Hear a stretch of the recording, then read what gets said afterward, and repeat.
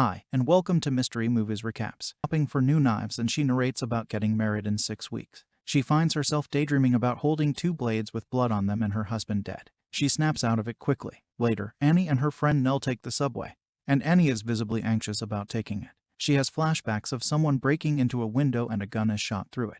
Arn works for a magazine called The Women's Bible, and her focus is on how to please men in it. She hopes to become a senior editor. She impresses her boss on the daily. Later, Arn meets up with Aaron, a documentary filmmaker. He wants to ask Arn about the deadliest private school shooting in history. They want to know if Arn is a hero or an accomplice. Apparently, Arn's full first name is Tifa. Aaron has uncovered a different side to the shooting and wants to get Annie's take. A man named Dean has agreed to do the document. She excuses Aaron, since she wants nothing to do with Dean or the documentary. After the meeting, she searches up Dean Barton, the man Aaron had mentioned. Dean accused Tanny of being involved in the school shooting. Dean is also a survivor of the shooting and he's running for Congress. The movie transitions to a young A, about to attend Brentley Private School where the shooting had occurred. It's her first day at school and she already leaves an impression on. We meet the younger version of Dean, who is one of the popular boys. There's also Peyton, Liam, and Olivia. Arthur brings her over to a different table to avoid the toxicity of the popular crew. Later we see Dean on a morning news show talking about how his spinal cord was shot at, leading to his permanent disability,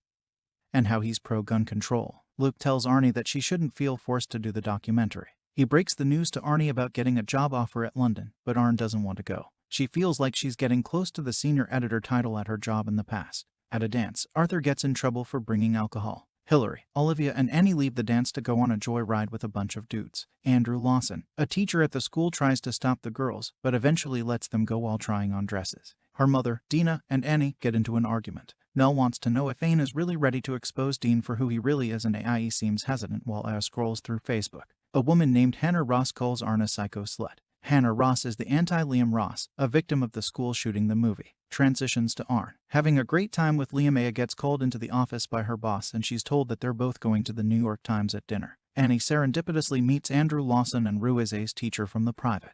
Finds out that Mr. Lawson is also doing the documentary. She imagines stabbing her husband's hand for some reason. Annie lies about taking a job at London with her husband while waiting for a cab. Annie and Mr. Lawson have a pleasant conversation in the cab. Luke is annoyed about Annie lying during dinner. She finally tells Luke that she got the job at the New York Times and how she wants to tell her side of the story about the school shooting. However, she's afraid of doing it because she's a sex columnist going against the pro-gun control survivor Dean. This is the reason why she wants to stay in America to work for a moist teen news outlet. Back in the past, Peyton is going down on a half-awake Arn.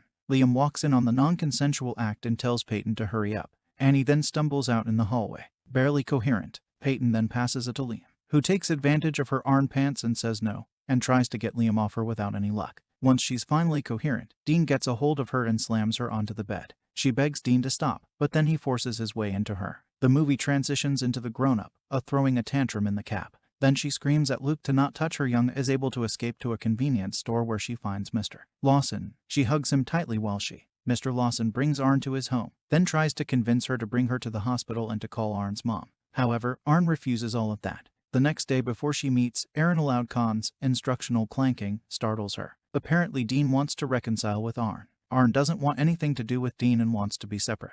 When she does the interview, Dean is claiming that Arn willingly participated in a gang foreplay and claims it was all consensual. At the end of the meeting with Aaron, she fully reclaims the title of victim and wears it as a badge of honor instead of feeling shame. Later, Dean is on the news fighting for gun control. Aine tells Nell she's afraid she'll feel bad for Dean when she sees him in his wheelchair. While with her soon-to-be-in-law, they talk about how they're pro-gun. Aine is annoyed of them all, so she walks away, but she ends up offending her Aunt Karen. Annie is followed by her mom, who was supposed to comfort her, but she ends up telling Annie that the documentary could ruin her own repute. Dina doesn't want people to see Arn as a slut, especially not the in-laws who all had sons. She's clearly not the most level-headed or supportive mom that night. Arn apologizes to Luke, then hops on his banana. She's rough, but Luke likes it. Gentle, Arn tells Luke to get off her, and Luke expresses that. It seems like Arn can't handle it whenever Luke is trying to be respectful. The movie transitions back to young A, who gets Plan B. Surprisingly, Liam was the one who took. She even apologizes to Liam, saying she didn't mean to hook up with anyone else. Liam says, it's no big deal.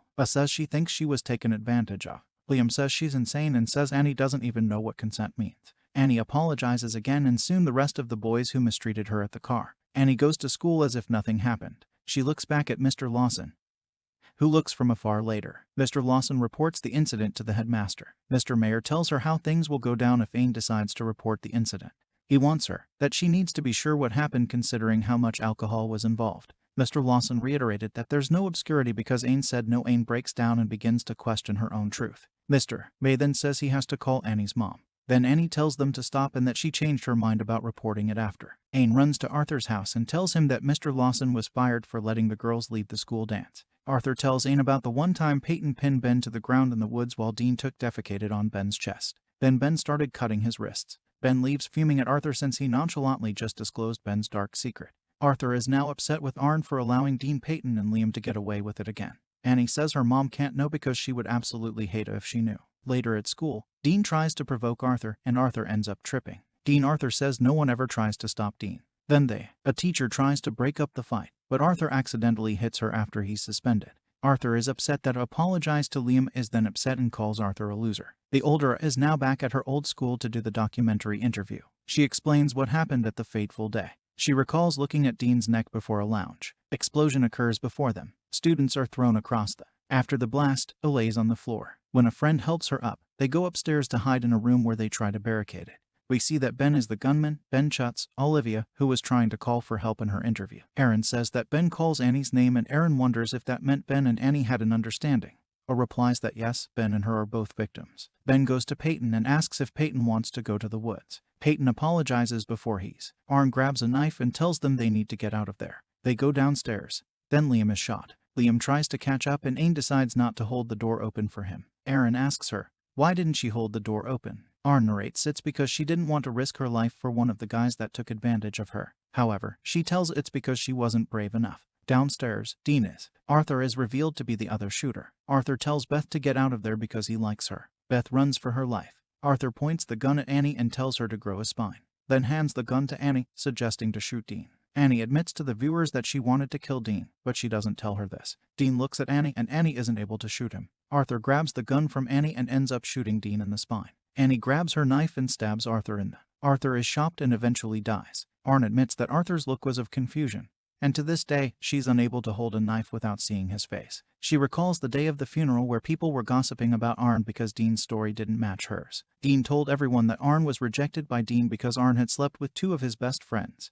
And she got her revenge by helping Ben and Arthur plan a massacre after Dina finds out that Anne had slept with half the victims. Annie's mother, let's go of Annie's, was labeled as a woman scorned Ave. Beth didn't want to talk to her in the car. Dina is furious with Annie for getting too drunk and allowing the boys to take advantage of her. Dina tells Annie that she's disgusted of her and she's not the daughter she raised. Aaron wonders why Annie never filed charges against the boys. Then he tells her that she's lucky to have a mother that supports her. Their interview is interrupted when Dean walks, or I should say wheels into the. Dean wants 5 minutes with Anne but Anne storms off. Arn writes the rest of her story in her journal. She was forced to finish her next 2 years at the same school during a field trip at New York. She bumps into a woman that commanded people and she was inspired to be like her. Arn goes home and tells Luke that she's going to write her story herself. The next day, Annie tells her boss that she might move to London. She gives her story to her boss and wants the New York Times to print. Her boss opens up about a non-consensual act that happened to her. Then tells her that her half-assed story isn't going to make it because Anne is too apologetic about the boys that took advantage of her. She's too nice towards the people that failed her. Her boss tells her to write it as if no one would read it during a book event.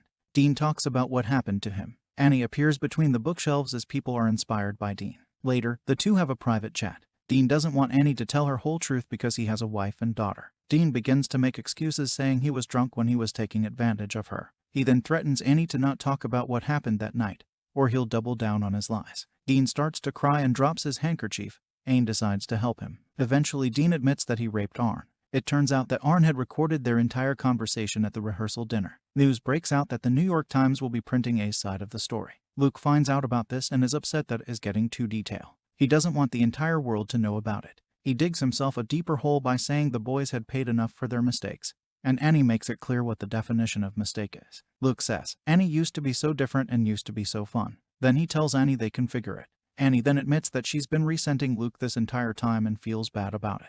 They break up. A few months pass, and Annie is working at New York Times. After her article is published, Nell celebrates her for going. Women all over comment about the bravery of A's article, anything from feelings of shame to not being able to tell their stories, and thank Arn for her work on the Today Show. She is interviewed about her story while her mother anxiously watches. Not everyone is a fan though. A woman by, I forget her name, tells A.